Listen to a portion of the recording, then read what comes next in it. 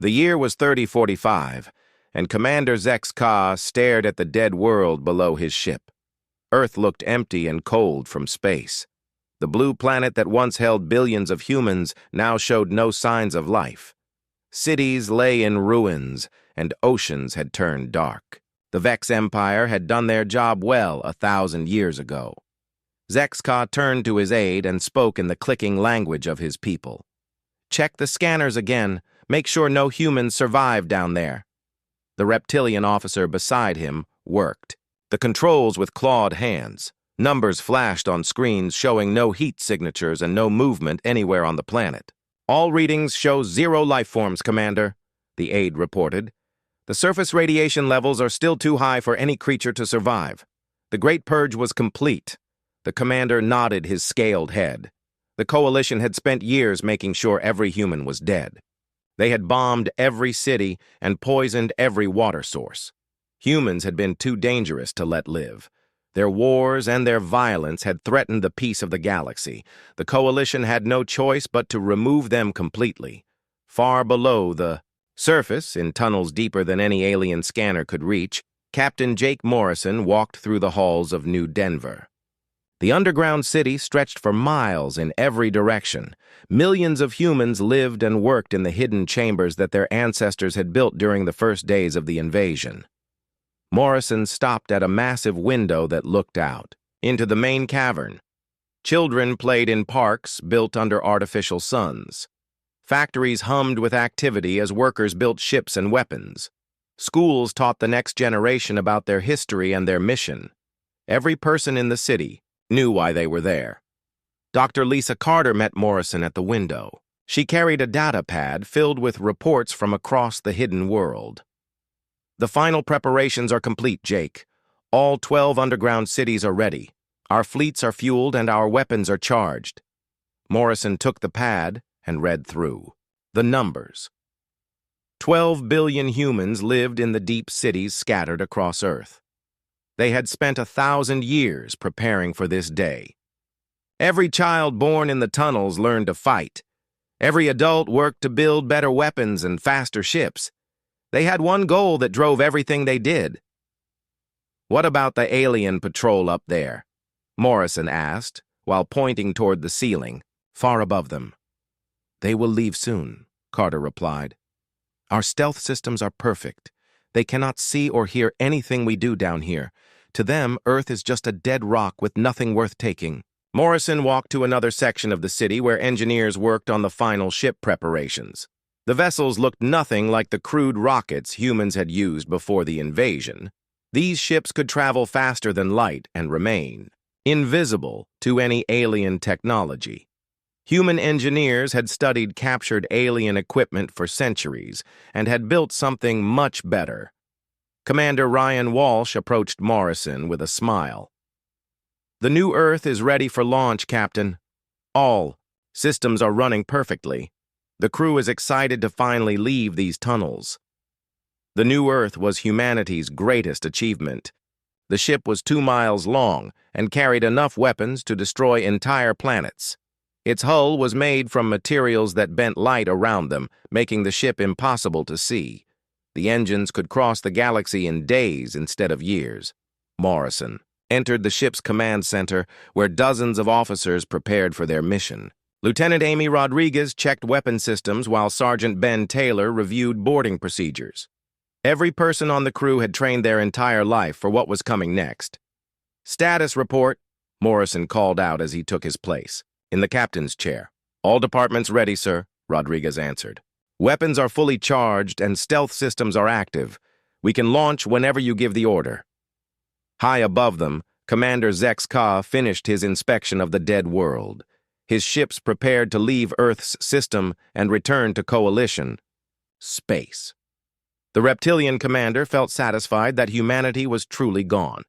The galaxy was safer without their violent species spreading chaos among the stars. "Set course for Vex Prime," Zex-Ka ordered his pilot. "Send a message to headquarters that Earth remains clean of human contamination. We can mark this system as cleared for mining operations." The alien ships engaged their faster-than-light drives and disappeared into the darkness between stars. They carried no warning about what they had missed far below the planet's surface. The Coalition had no idea that humanity had not just survived, but had grown stronger during their years of hiding. Morrison watched the alien ships leave on his sensors. When the last enemy vessel vanished from their screens, he activated the communication system that connected all 12 underground cities. Billions of humans waited to hear his words. "Citizens of Earth," Morrison began, "the time for hiding is over. Our enemies think we are dead, but they are wrong. We have waited 1,000 years for this moment. We have built the greatest fleet in galactic history. We have weapons that our enemies cannot imagine. Today, we begin our return to the stars." General Henry Brooks joined Morrison on the bridge of the New Earth. The older man had spent his entire career preparing for this day. His strategies would guide humanity's return to space and their conquest of the galaxy that had tried to destroy them. "Are you ready to remind the galaxy that humanity never forgets?" Brooks asked Morrison. Morrison smiled as he looked at the stars on his view screen. "Let's go show them what 1,000 years of preparation can accomplish." 6 months passed since the alien patrol left Earth's system.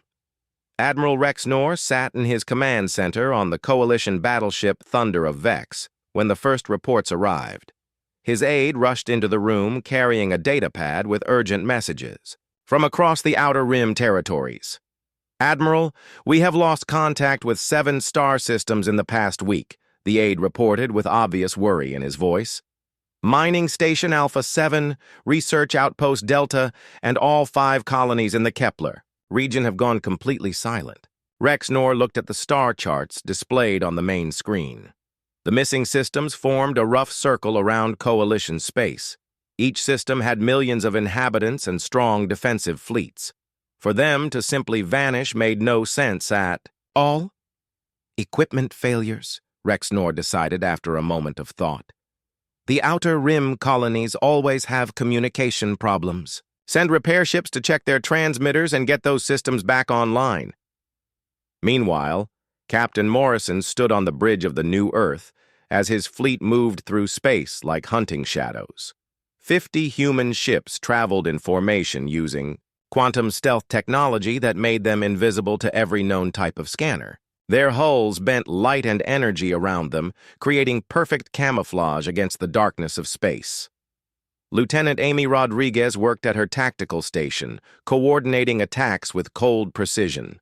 Her fingers danced across holographic controls as she selected targets and calculated firing solutions. The human weapons were unlike anything the galaxy had ever seen before. "Target acquired," Rodriguez announced as they approached Mining Station Alpha 7. 3,000 alien workers and a small defense force. No human prisoners detected. Morrison nodded grimly. During the Great Purge, the aliens had killed every human man, woman, and child without mercy. Now humanity would return that same level of compassion. Begin the attack. Leave no survivors. The human ships fired quantum disruptors that tore apart matter at the molecular level.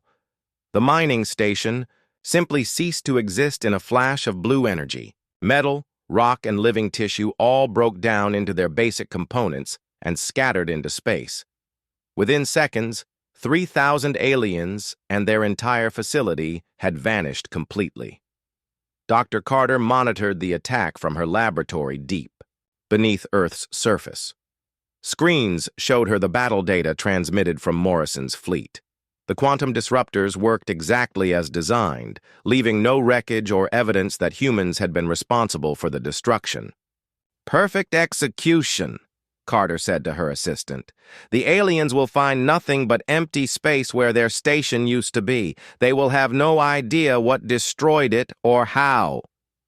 The human fleet moved to their next target, a research facility studying alien biotechnology. Commander Helen Stone led a boarding party onto the station before its destruction. Her team recovered valuable scientific data and technology samples that would help humanity build even better weapons. Stone and her soldiers moved through the alien facility with enhanced speed and strength. Genetic modifications and cybernetic implants made them far superior to normal humans. They killed every alien researcher they found and copied all the station's computer files before setting charges to destroy the evidence. On the Coalition capital, World of Vex Prime Intelligence Officer Tel Kov studied the pattern of disappearances with growing confusion. The missing systems showed no signs of battle or natural disaster. They had simply stopped existing as if someone had erased them from reality itself. This technology is impossible, Telkov muttered while reviewing sensor data from the affected regions. Nothing can travel this fast and remain completely undetectable. Our best ships and sensors should be able to track any enemy movement. Telkov brought his findings to the Coalition High Command, but the military leaders dismissed his concerns. They believed that some natural phenomenon or equipment malfunction was responsible for the communication blackouts. The idea that an unknown enemy was systematically destroying Coalition territories seemed too ridiculous to consider. Back on Earth, General Brooks coordinated the global war effort from Strategic Command Center buried miles beneath the surface. Multiple human fleets were now active across the galaxy, each following carefully planned attack routes designed to create maximum confusion and terror among their enemies.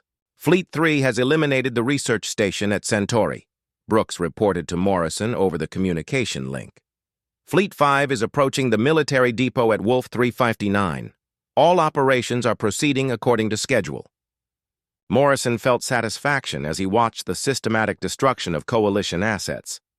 Every alien facility that disappeared brought humanity one step closer to their ultimate goal of galactic domination. The aliens had made one critical mistake. When they tried to exterminate humanity, they had left survivors. Commander Ryan Walsh led Fleet 2 in an attack on a Coalition military outpost defended by warships and orbital weapons platforms.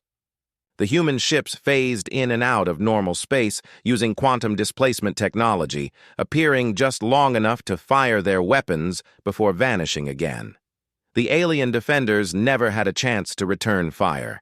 Their weapons could not lock onto targets that existed in multiple dimensions simultaneously. Within minutes, the entire military installation was reduced to glowing particles drifting in space. Sergeant Ben Taylor participated in his first boarding action since leaving the underground cities. His squad used teleportation technology to appear directly inside an alien command ship. The reptilian crew had no time to react before human soldiers armed with energy weapons cut them down. Taylor planted a special device in the ship's computer core before his team withdrew. The device would broadcast a single message across all Coalition communication networks. Humanity remembers. It was the first time in 1,000 years that aliens would learn their supposedly extinct enemies had returned. The message reached Admiral Rex Knorr while he was inspecting the remains of Mining Station Alpha 7. Coalition scientists had found traces of exotic energy signatures that matched no known weapon technology. The quantum disruptor residue suggested an advanced civilization with scientific capabilities far beyond anything in Coalition space. Sir, we are receiving a transmission from the destroyed military outpost at Wolf 359, his communications officer announced with a shaking voice. The message is in an unknown language, but our computers have translated it. Rex Knorr read the translation with growing horror. The words, "Humanity remembers," appeared on his screen in bright red letters. Below the message was a symbol that Coalition historians recognized from ancient archives, the flag of the extinct human species. "That is impossible," Rex Knorr whispered. "We killed them all. Every human in the galaxy died during the Great Purge. There are no survivors." But the evidence was undeniable. Someone with access to human symbols and advanced technology was systematically destroying Coalition assets across the galaxy. The attacks showed planning, coordination, and resources that suggested a major military force operating in complete secrecy. Telcav received orders to investigate the human connection immediately. Coalition High Command finally understood that they faced an enemy, not a natural disaster. The intelligence officer began reviewing historical records from the Great Purge, looking for any clue about how humans might have survived their supposed extinction. Morrison smiled as reports of alien panic reached his fleet. The Coalition was beginning to understand that their greatest nightmare had come true. Humanity had not only survived, but had spent 1,000 years preparing for revenge. "Signal all fleets," Morrison ordered Rodriguez. "Phase 2 begins now. It's time to show the galaxy what happens when you try to exterminate the human race." Terror spread through Coalition space like a disease as more attacks occurred with each passing day. Supreme Commander Vector stood in the war room of the Grand Fleet's flagship, studying holographic displays that showed the expanding zone of human attacks. The ancient alien had personally led the Great Purge 1,000 years ago and believed humanity was completely extinct. "How many systems have we lost now?" Vector asked his staff officers with growing frustration in his voice. 47 confirmed. "Destroyed, sir," replied his intelligence chief. "The attacks are becoming more frequent and more bold. Yesterday, they hit 3 military installations simultaneously across different sectors of space." Vector activated the Grand Fleet's mobilization protocols. Every Coalition warship within 50 light-years received orders to converge on the Kepler system, where the humans had been most active. The Supreme Commander planned to use overwhelming force to crush this impossible enemy once and for all. Captain Morrison received word of the Coalition fleet movement from his reconnaissance ships. The enemy was finally responding with serious military force instead of just patrol vessels. This was exactly what humanity had been preparing for during their long years underground. "Admiral, we have confirmation that Vector himself is leading their response force," Lieutenant Rodriguez reported from her station. "Our intelligence network has identified his flagship and approximately 200 Coalition vessels moving toward our position." Morrison felt a cold satisfaction at hearing that name. Vector was the alien responsible for ordering the genocide of humanity. The monster had personally supervised the bombing of Earth's cities and the poisoning of its water supplies. Now, he would finally pay for his crimes. "Signal the fleet," Morrison commanded. "All ships are to maintain stealth protocols until we engage. I want Vector to think he has us outnumbered and trapped." The human fleet waited in the Kepler system, using their quantum stealth technology to remain completely invisible. 50 ships positioned themselves around the system's asteroid belt, ready to spring their trap when the Coalition forces arrived. Dr. Carter monitored the approaching battle from her laboratory on Earth. She had spent decades developing the weapons and defensive systems that would give humanity victory over their technologically superior enemies. The quantum displacement generators, nano-swarm weapons, and neural disruption fields were all her creations. "Jake, remember that their shields are designed to stop energy weapons," Carter transmitted to Morrison.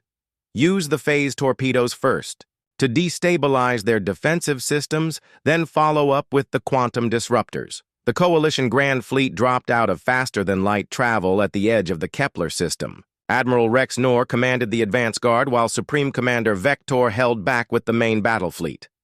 200 of the galaxy's most powerful warships spread out in attack formation.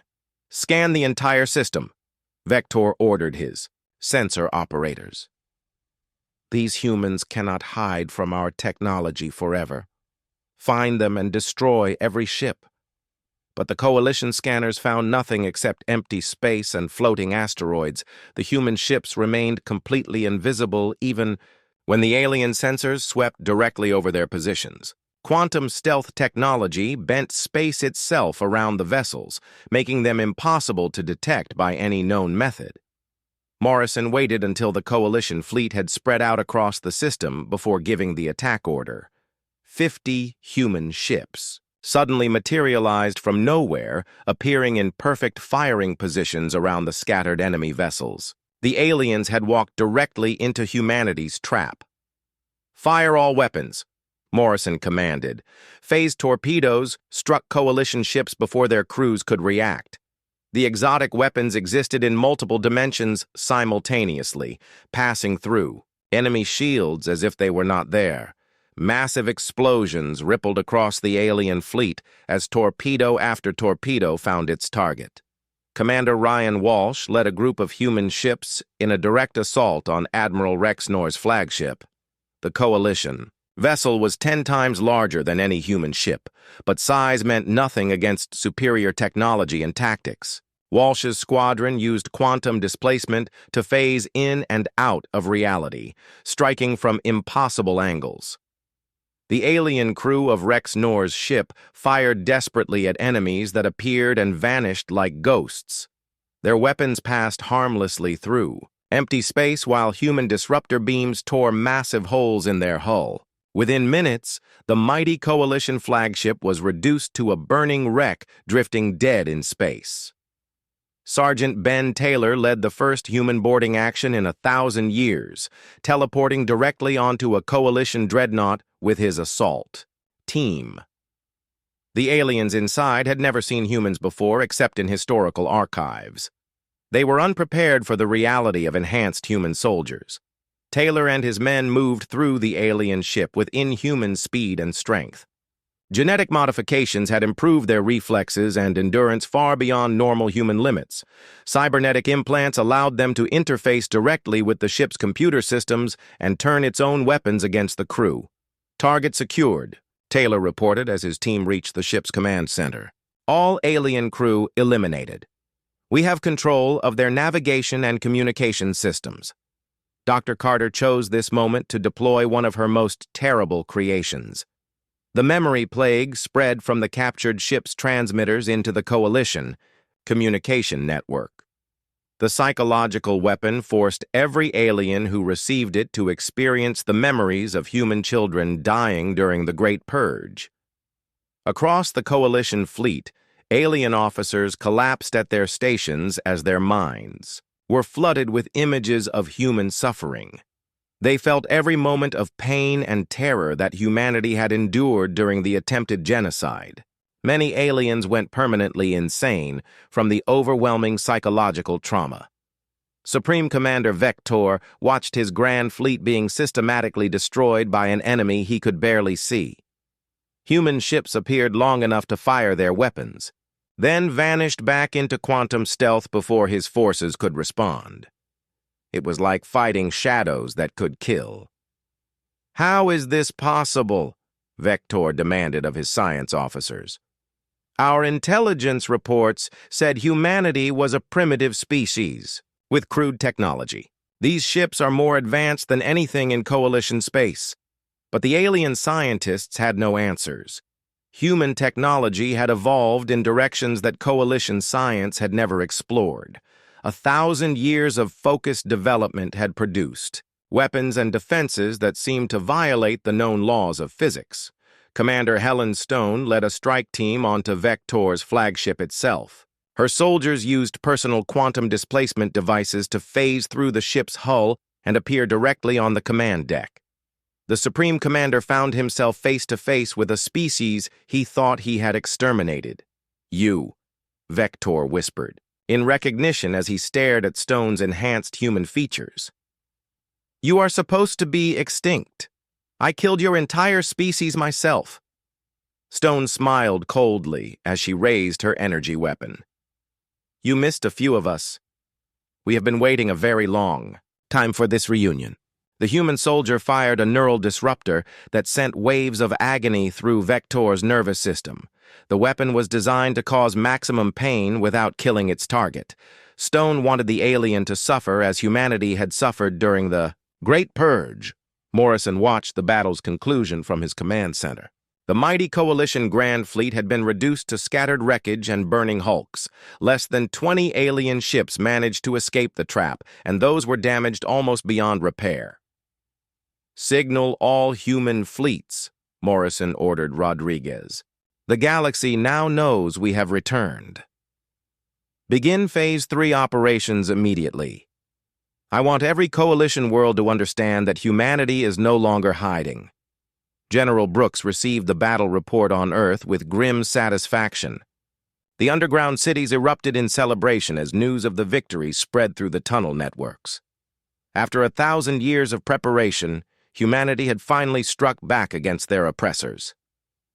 "Prepare the colony ships," Brooks ordered his staff.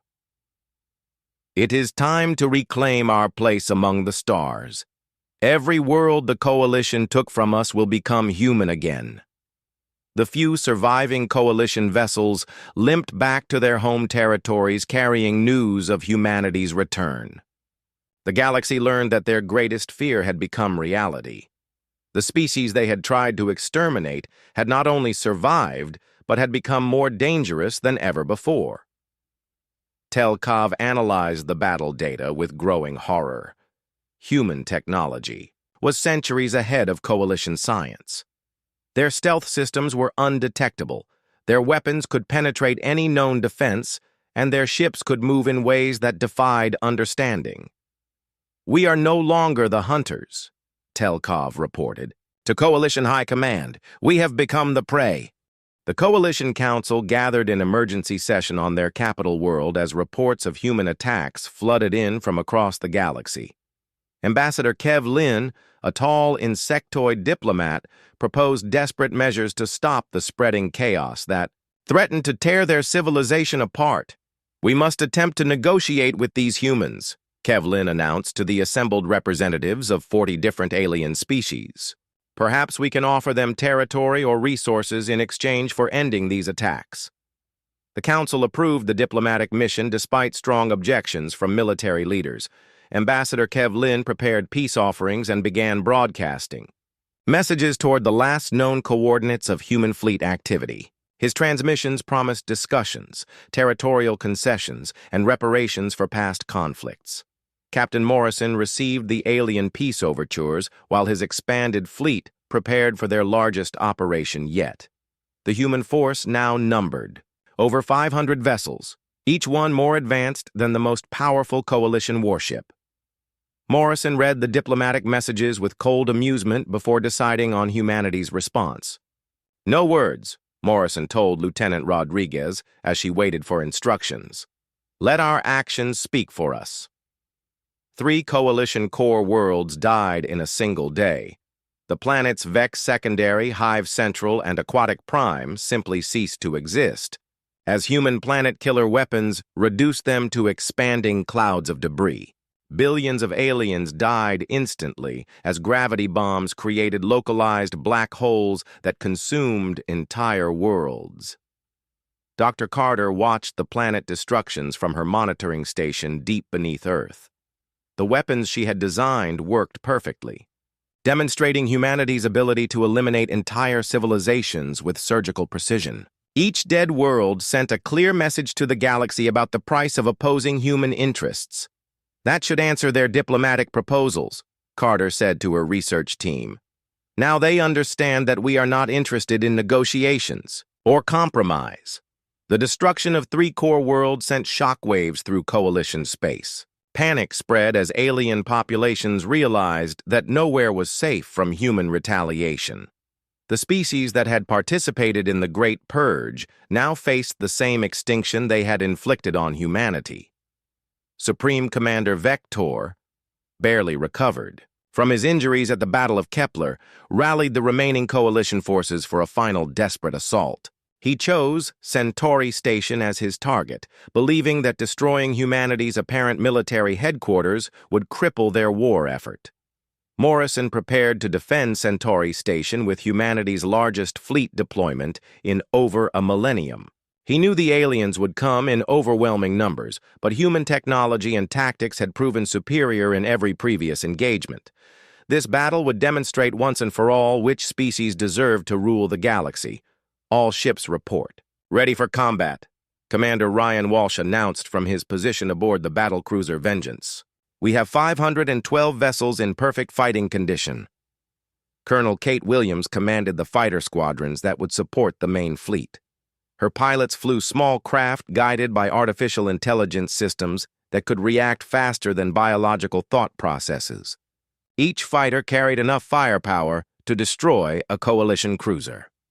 The alien armada that approached Centauri Station was the largest military force ever assembled in galactic history. Over 3,000 coalition warships from dozens of different species converged on the human position. Vector commanded from his new flagship, determined to avenge his previous defeat.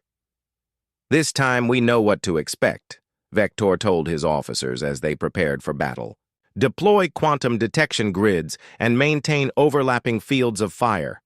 The humans cannot hide from us if we saturate the entire battle space." But human technology had continued to evolve during the months since Kepler. Dr. Carter's latest innovations included quantum torpedoes that existed in multiple dimensions simultaneously, and fighters controlled by hybrid artificial intelligence that learned and adapted during combat. The battle began when coalition forces opened fire on what they thought were human ship positions. Their weapons struck nothing but empty space as the entire human fleet operated from a parallel quantum dimension. Morrison's ships could see and target the aliens while remaining completely immune to return fire. "Now they see us. Now they don't," Morrison commented as he watched alien confusion spread across the enemy fleet. "Begin the counterattack. Show them what 1,000 years of preparation can accomplish." Human ships phased into normal space long enough to unleash devastating volleys of quantum disruptors and gravity bombs. Each strike eliminated multiple coalition vessels before the attackers vanished back into their protected dimension. The aliens found themselves fighting an enemy they could not see or touch. Sergeant Ben Taylor led boarding parties onto the largest coalition ships using personal teleportation technology. His enhanced soldiers appeared directly in enemy command centers and engineering sections, eliminating key personnel before the aliens could organize effective resistance. "Human forces have penetrated the flagship," an aide reported to Vector, as explosions echoed through the ship's corridors. "They are systematically destroying critical systems and killing the crew." Taylor's team reached the Coalition Command Center where Vector waited with his remaining officers. The Supreme Commander stared in horror at the enhanced humans who had materialized before him like demons from his worst nightmares. "You remember me?" Taylor said as he recognized the alien who had ordered the Great Purge. "Good. I wanted you to know exactly who was killing you." The human soldier fired a neural disruptor set to maximum intensity. Vector collapsed as waves of agony flooded his nervous system, but the weapon was designed to keep him conscious and aware of every moment of suffering. Commander Helen Stone coordinated the destruction of the remaining coalition fleet from her position aboard the destroyer New Hope. Her tactical displays showed enemy formations collapsing as human forces systematically eliminated every alien ship in the battle zone. "Enemy fleet strength down to 15%, Stone reported to Morrison. "Remaining vessels are attempting to retreat, but our pursuit squadrons have them surrounded." The Battle of Centauri Station ended with the complete annihilation of the Coalition's military power. 3,000 alien warships were reduced to glowing debris fields drifting in space. The few surviving vessels limped away, carrying news of humanity's total victory.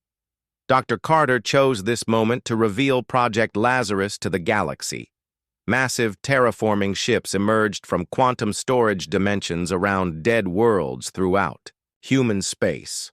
The vessels instantly transformed barren planets into thriving colonies defended by orbital weapons platforms.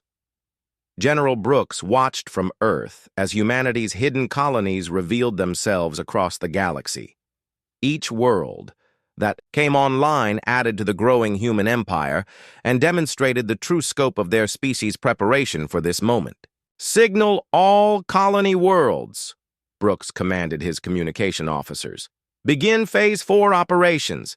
It is time to establish the new galactic order." The coalition government collapsed as member species abandoned their alliance and sought separate peace agreements with humanity. The aquatic conclave surrendered unconditionally, followed by the Silicon Collective and the gas giant Federation. Captain Sandra Lee accepted the surrender of the aquatic conclave's remaining fleets. The fish-like aliens offered their entire civilization as tribute to humanity in exchange for being allowed to continue existing under human rule. Your species participated in the attempted genocide of humanity, Lee informed the alien ambassador. You will serve as laborers in our industrial facilities until we decide you have paid for your crimes. Major Chris Thompson oversaw the occupation of former coalition territories as human forces spread across the galaxy. Every world that had supported the Great Purge was marked for either enslavement or complete destruction depending on their level of participation. The few coalition species that had opposed the human genocide found themselves elevated to client status under the new order. These allies received protection and limited autonomy in exchange for absolute loyalty to human interests. Morrison stood on the observation deck of his flagship as human colony ships spread out toward the galactic rim. Each vessel carried millions of humans ready to establish the dominance their species had earned through superior technology and unwavering determination. Admiral, we are receiving surrender requests from the remaining coalition worlds, Rodriguez reported. They are offering complete submission to human authority. Morrison smiled as he watched the galaxy bow before human power. The species that had tried to exterminate humanity now begged for the privilege of serving their former victims. Accept their surrenders, Morrison ordered, but make it clear that mercy is not guaranteed. Every alien species will be judged based on their actions during the Great Purge. The galaxy had learned too late that humanity possessed the most dangerous trait of any species, the ability to wait as long as necessary for the perfect moment to strike back. Supreme Commander Vector escaped from his burning flagship and gathered the scattered remnants of the coalition fleet for one final desperate gambit. The ancient alien had lost everything in his war against humanity, but he refused to accept defeat. His scarred face showed the rage of a creature that had ruled the galaxy for centuries, only to see his empire crumble before a supposedly extinct species. "We attack Earth directly," Vector announced to his surviving officers as they met aboard the last coalition dreadnought. "Cut off the head and the serpent dies. If we can destroy their home world, the human fleets will collapse without central command." The plan showed how little the coalition understood about humanity's true nature. Vector believed that humans still operated like the primitive species he had tried to exterminate 1,000 years ago. He had no idea that Earth was now the most heavily defended world in galactic history. Admiral Lucy Miller commanded Earth's orbital defenses from the massive space fortress called Vengeance. The structure was larger than most cities and bristled with weapons that could destroy entire invasion fleets. Miller watched her sensor displays as the approaching coalition force stumbled into humanity's defensive perimeter. "Incoming alien. Fleet detected," reported her tactical officer. "Approximately 500 vessels led by Vector's personal ship. They are moving directly toward Earth on a standard attack approach." Miller smiled coldly as she activated the planet's defensive systems. The aliens were about to discover that attacking Earth was like walking into the mouth of a sleeping dragon. Every lesson humanity had learned during their years of hiding had been applied to protecting their homeworld. Earth was surrounded by a shell of interconnected defense platforms, each one more powerful than a coalition battleship. Quantum mines filled the spaces between platforms, while automated defense drones patrolled in numbers that darkened the space around the planet. The entire system was designed to turn any invasion into a slaughter. Captain Morrison received notification of the attack, while his main fleet was engaged in operations near the galactic core. He immediately ordered Fleet Admiral status and began coordinating Earth's defense from his position hundreds of light years away. "All fleets are to return to Earth immediately," Morrison commanded his communication officers. "This is the moment we have been preparing for since we first went underground. Vector wants to face humanity on our home ground." Dr. Carter activated the final phase of Project Genesis from her laboratory deep beneath Earth's surface. Weapons that had been hidden for decades emerged from concealed positions throughout the solar system. Planet-cracking cannons rose from the surfaces of Mars and the Moon, while reality-warping shields surrounded every human world. The Coalition fleet dropped out of faster-than-light travel at the edge of Earth's solar system and immediately found themselves surrounded by more firepower than existed anywhere else in the galaxy. Vector stared at his tactical displays in growing horror as the scope of humanity's preparations became clear. "This is impossible," whispered his science officer as sensor readings showed defensive installations that violated every known law of physics. "They have turned their entire solar system into a fortress. Our intelligence estimates were off by orders of magnitude." Vector ordered the attack anyway, driven by rage and desperation. 500 Coalition warships charged toward Earth, while human defenders tracked their approach with weapons that had been designed specifically for this moment. Admiral Miller waited until the alien fleet reached optimal firing range before giving the order that sealed their fate. "All platforms open fire. Show these aliens what happens when they threaten humanity's home." The space around Earth erupted in brilliant flashes of energy as hundreds of defense platforms fired simultaneously. Quantum disruptors, gravity bombs, and exotic matter projectors reached out to embrace the incoming Coalition fleet with devastating force. Alien ships simply ceased to exist as human weapons tore them apart at the molecular level. Others were crushed into singularities by localized gravity fields or scattered across multiple dimensions by reality distortion cannons. The Coalition fleet died without inflicting any significant damage on Earth's defenses. Commander Pete Johnson led human ground forces in the capture of Vector himself. The Supreme Commander's escape pod was tractored aboard a human ship where enhanced soldiers waited to take him prisoner. Johnson had trained his entire life for the honor of capturing the alien responsible for the Great Purge. "Vector of the Vex Empire," Johnson announced as his soldiers surrounded the alien commander. "You are charged with genocide against the human species. You will stand trial for crimes against all sentient life." Vector laughed bitterly as human soldiers restrained him with energy bonds. "You think capturing me will matter? The Coalition has allies throughout the galaxy. Other species will rise to oppose your expansion." But Johnson knew better. Intelligence reports showed that every major Coalition species was already negotiating surrender terms with human representatives. The galaxy had seen enough of humanity's power to understand that resistance was futile.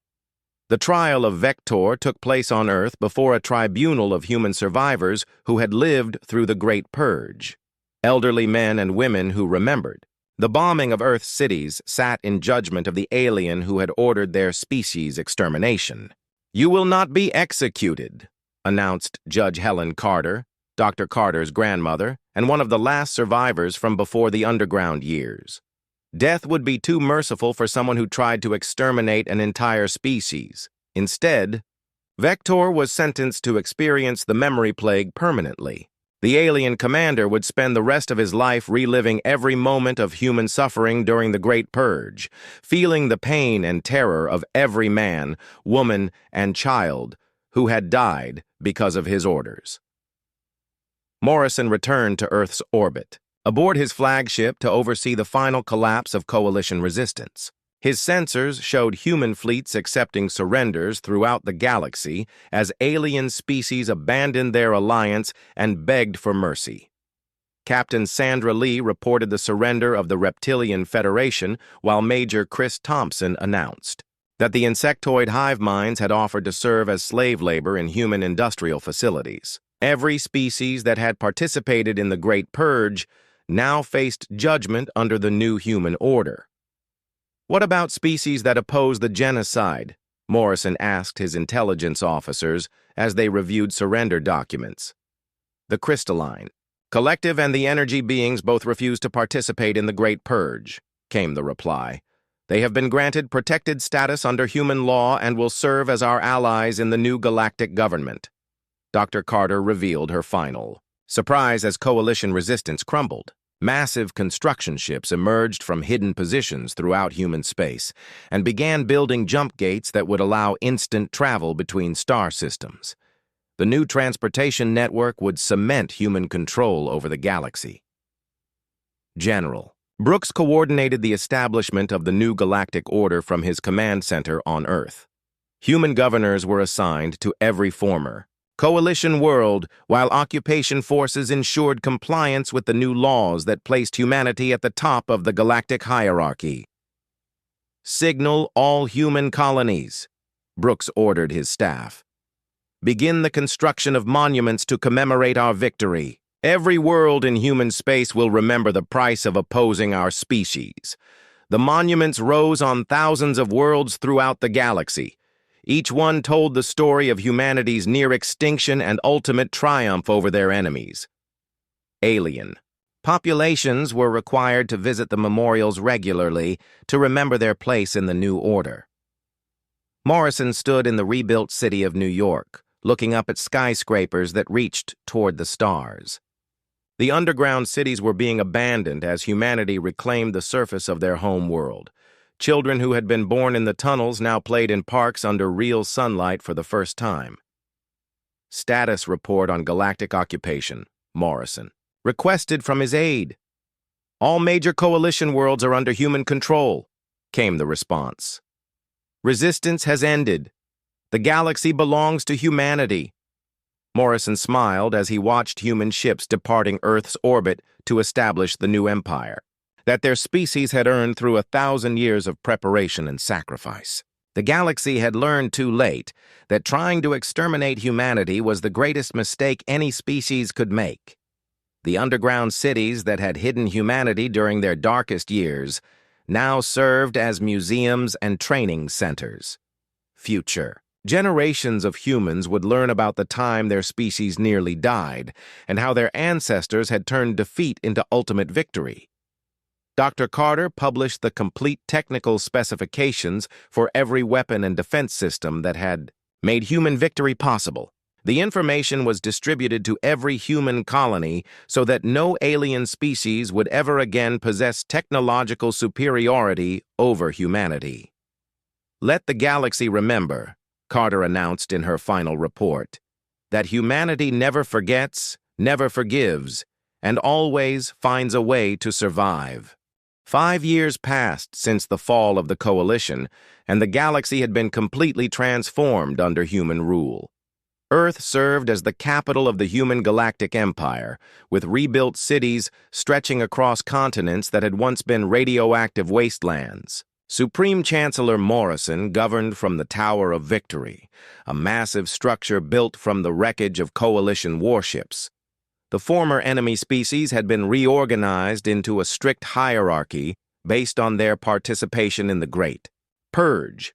The reptilian Vex, who had led the genocide attempt, now served as manual laborers in human industrial complexes under the supervision of Governor Alex Turner. Every morning, millions of Vex workers reported to factories where they assembled products for their human masters. Turner walked through the production facilities on Vex Prime, watching the former rulers of the galaxy operate machinery under armed human guards. The reptilian aliens who had once commanded fleets now spent their lives building furniture and consumer goods for human colonies. Production quotas are being met, Turner reported to his superiors on Earth. The Vex workers understand that failure to meet targets results in reduced food rations. They are properly motivated to serve human interests. The insectoid hive minds worked in massive agricultural complexes managed by Director Sarah Mitchell.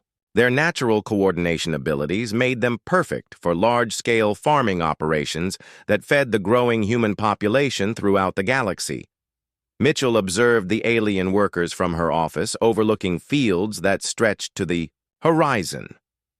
The hive minds are actually grateful for their assignments, Mitchell noted in her daily reports. They prefer organized labor to the chaos of resistance. Their species adapts well to structured environments where every individual has a specific function. Other coalition species served various roles in humanity's new order. The Aquatic Conclave maintained underwater installations, while the Silicon Collective processed raw materials in environments too harsh for biological life. Each species found themselves assigned duties that maximized their usefulness to human civilization. Captain Rebecca Davis commanded the human patrol fleet, ensuring compliance across the galaxy from her flagship Retribution. Her ships maintained constant surveillance of all former Coalition territories, ready to respond instantly to any sign of rebellion or resistance. Sector 7 reports complete compliance with human regulations, Davis announced during her weekly briefing to Morrison. All tribute payments are current, and no unauthorized gatherings have been detected. The threat of rebellion remained minimal because any species that showed resistance simply ceased to exist. Human forces had demonstrated their willingness to use planet-killer weapons against populations that refused to accept their new status. The lessons of the 3 destroyed core worlds were not forgotten. Dr. Carter continued her research from the Advanced Technology Center on Earth, developing new weapons and systems that maintained humanity's absolute technological superiority. Her latest projects included interdimensional travel capabilities and timeline manipulation devices that could alter past events. We must never allow any alien species to develop technology that could threaten human dominance, Carter explained to her research teams. Our technological advantage is the foundation of the new galactic order. General Brooks served as Minister of Galactic Security, overseeing the construction of massive monuments on worlds throughout human space. These structures serve dual purposes, commemorating human suffering during the Great Purge and demonstrating human power to any who might forget their place. The monument to human sacrifice on Vex Prime rose 3 kilometers into the sky, its black walls inscribed with the names of every human killed during the attempted genocide. Alien populations were required to visit monthly and recite passages about human determination and the consequences of opposing humanity. Brooks stood before the monument during its dedication ceremony, addressing a crowd of Vex workers who had been forced to attend. Let this structure remind you that humanity remembers every crime committed against our species. Your children and their children will know the price of challenging human authority. In the deepest vaults of Earth, archivist John Parker maintained the historical records that documented every aspect of the Great Purge and humanity's subsequent victory. The archives contained detailed information about every alien individual and organization that had participated in the genocide attempt. These records ensure that justice is properly distributed, Parker explained to visiting officials. Every alien who supported the Coalition's actions has been identified and assigned appropriate punishment based on their level of involvement. The new generation of human children born after the victory learned about their species' greatest triumph in schools throughout the Empire. Teachers like Professor Linda Adams used interactive displays to show students how humanity had survived near extinction and transformed defeat into galactic domination. Your ancestors spent 1,000 years preparing for the moment when humanity would reclaim its rightful place among the stars, Adams told her students. You are the inheritors of their sacrifice and determination. The children learned detailed lessons about strategic thinking, technological development, and the importance of never underestimating human capabilities. Every student memorized the names of heroes like Morrison, Carter, and Brooks, who had led humanity to victory against impossible odds. Morrison often visited these schools to speak with young humans about their responsibilities as members of the dominant galactic species. He encouraged them to study science and military tactics so they could continue humanity's expansion into unexplored regions of space. The galaxy is vast and there may be other threats waiting beyond our current borders, Morrison told the students. You must be prepared to defend human interests just as your parents and grandparents defended Earth. The human patrol fleet had already begun exploring the galactic rim, establishing new colonies on worlds that no alien species had ever discovered. Each new settlement expanded humanity's influence and ensured that their dominance would continue for generations to come. Captain Williams led deep space exploration missions that searched for habitable worlds and potential threats. Her ships used advanced sensors to map unknown star systems and identify resources that could support human expansion. We have cataloged over 300 new worlds suitable for human colonization, Williams reported to Morrison during their monthly conference. Each world represents another step toward making humanity the sole intelligent species in the galaxy. The Coalition's former capital worlds had been converted into human administrative centers where alien populations reported for work assignments and received their daily instructions. The magnificent cities built by alien civilizations now housed human governors and their staffs. Governor Mike Thompson managed the transition of former Coalition territories into productive components of the human empire. His administrators processed tribute payments, coordinated labor assignments, and ensured that all alien populations understood their obligations under human law. The integration process is proceeding smoothly, Thompson reported to Earth. Former Coalition species have accepted their new roles and show little desire to return to their previous status as independent civilizations. The transformation was so complete that many younger aliens had never known life under any system other than human rule. They worked efficiently at their assigned tasks and showed proper respect to their human supervisors without requiring constant reminders about their place in the hierarchy. Dr. Carter's research had produced new technologies that made rebellion practically impossible. Neural monitoring systems could detect anti-human thoughts before they developed into actions, while genetic modification programs ensured that alien populations remained physically incapable of threatening human interests. We have achieved what the Coalition attempted against us, Carter observed during a meeting of the Imperial Council. The difference is that we succeeded where they failed because we understood the true nature of galactic politics. Morrison reflected on humanity's journey from near extinction to galactic dominance as he stood in his office overlooking the rebuilt city of Washington.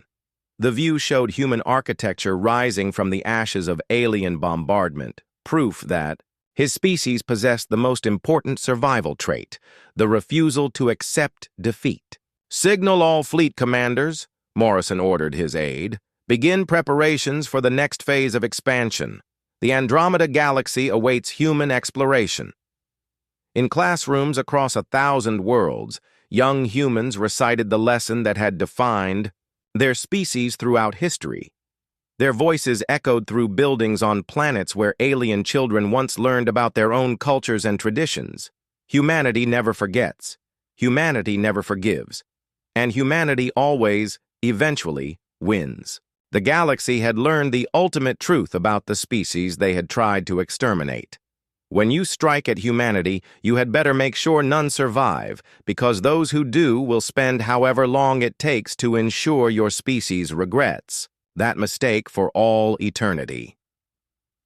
The new galactic order was built on this foundation of remembered suffering and calculated revenge.